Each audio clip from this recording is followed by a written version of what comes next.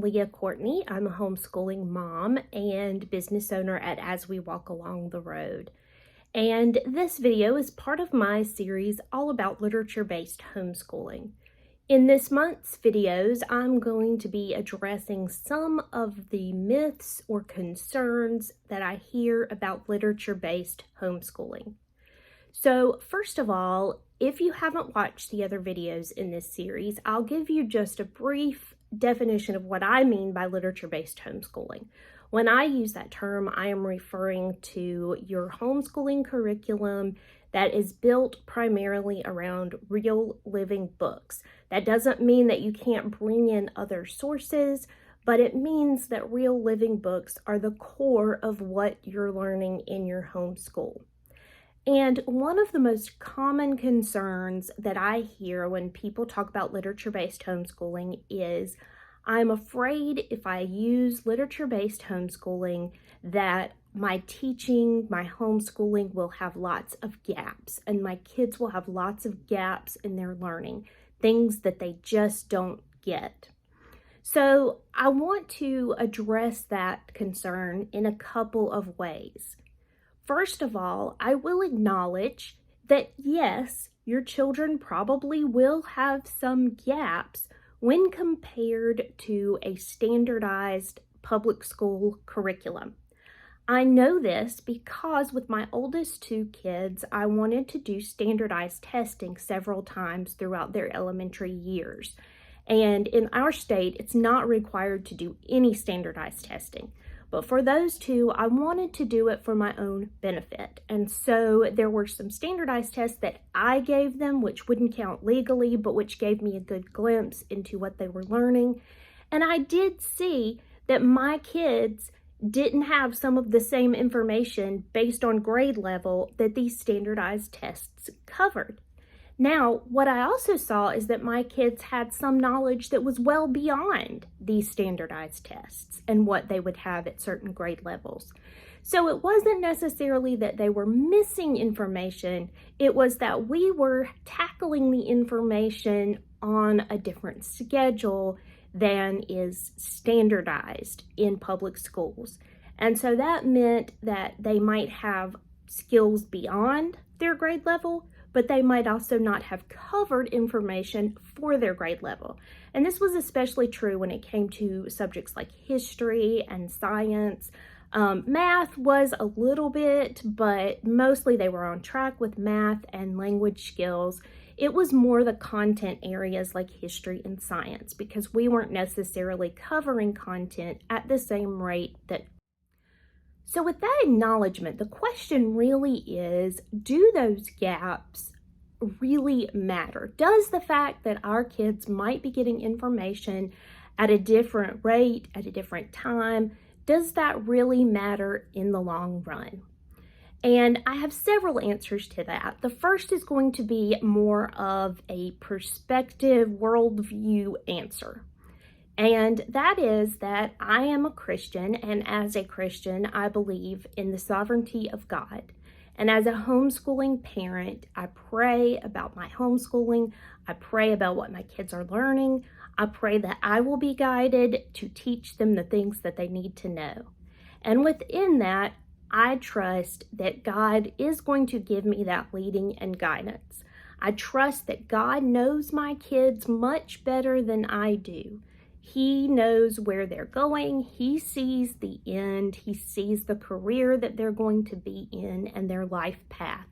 And I believe that God will give me the guidance to bring certain subject matter to them when it is needed. So that's sort of my big worldview answer. Now I'm going to give you some practical answers that are applicable whether you are a person of faith or not.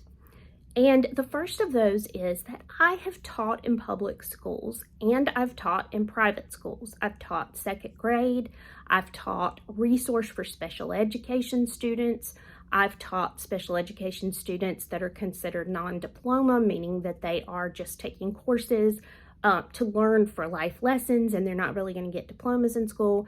I've taught a very wide variety of kids in real school. And I will be the first to tell you that homeschooling is not the only place where you're going to have gaps in your learning. Public school, private school, the curriculums that I have had the opportunity to get to know, none of them are going to be perfect in covering every single thing. In fact, in both private and public school, there are parts of the book that you don't even get to. There are chapters of the book that the teacher skips over, planning to come back to it if there is time. So there are many, many subjects that kids are not really going to get the full spectrum of, even in traditional schools. Teachers in traditional schools will focus more on teaching to the standardized tests. So if they know that a standardized test is going to cover a certain concept in math, then that's the area that they're going to focus on for the year. That means that kids might score well on that standardized part of the test, but there might be other sections of the book that were entirely skipped because there just wasn't time to deal with them because teachers were dealing with the parts that had to do with the test. So no matter what kind of schooling your child is a part of, there are going to be gaps in education. That is the very first thing to keep in mind. It's not that it's just happening in homeschooling. The next thing that I would tell you to sort of alleviate this concern about gaps in education, I've already alluded to a little bit, and that is that even though as homeschoolers, you might not be following the exact same path that students in traditional school are following, that doesn't mean that you're not going to get to that information at some point.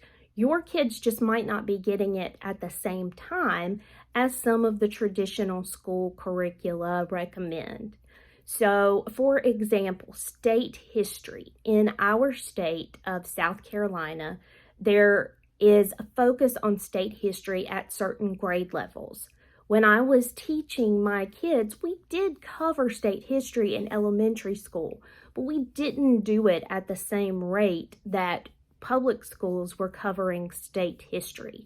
So if my children had taken a state-based comprehension standardized test, they wouldn't have known the information at the time, but that doesn't mean that we wouldn't have covered that information later on.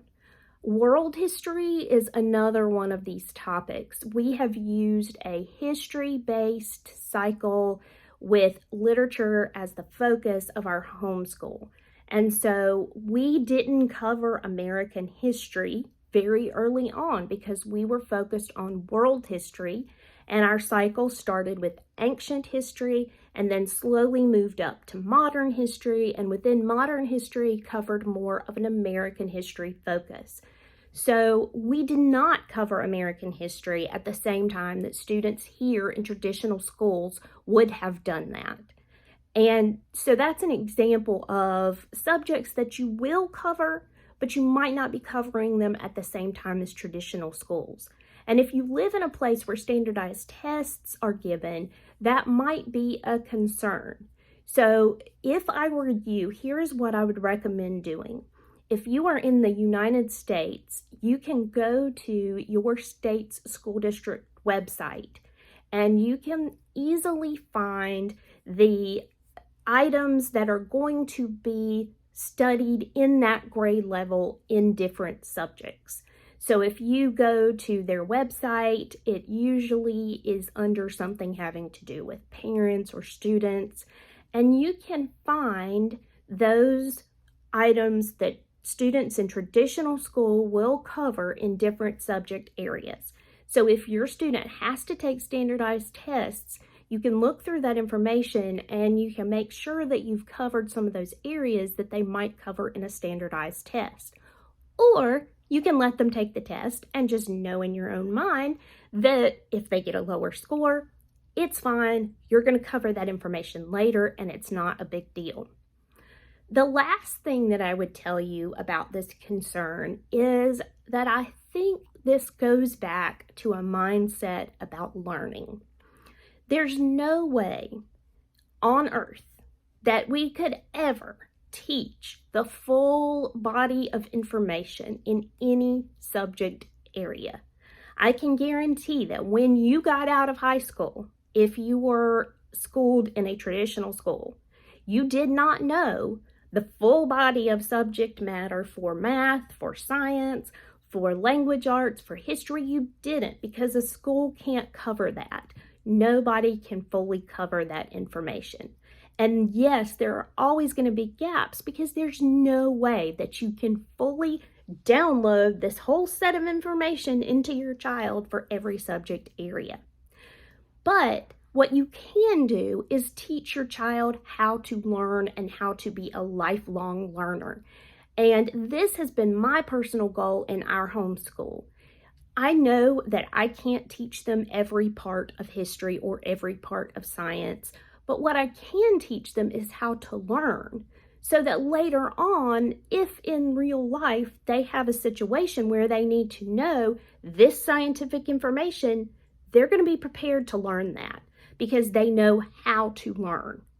And teaching kids how to learn, I think, is the answer for any concern about gaps in their education.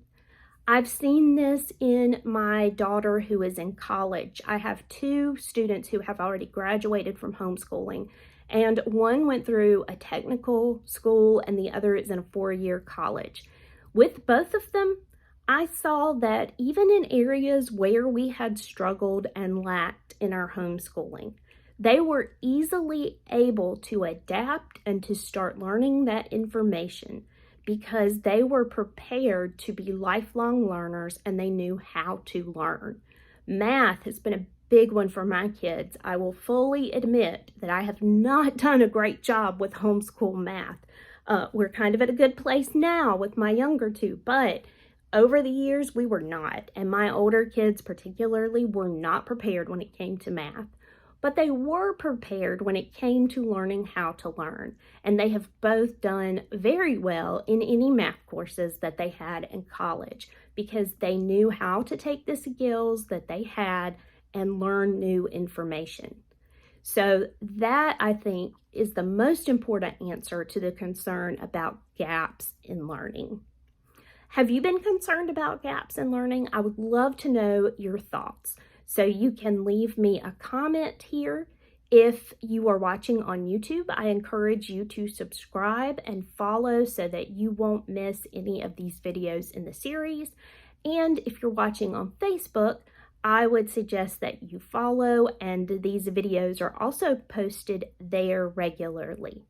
So thanks for watching.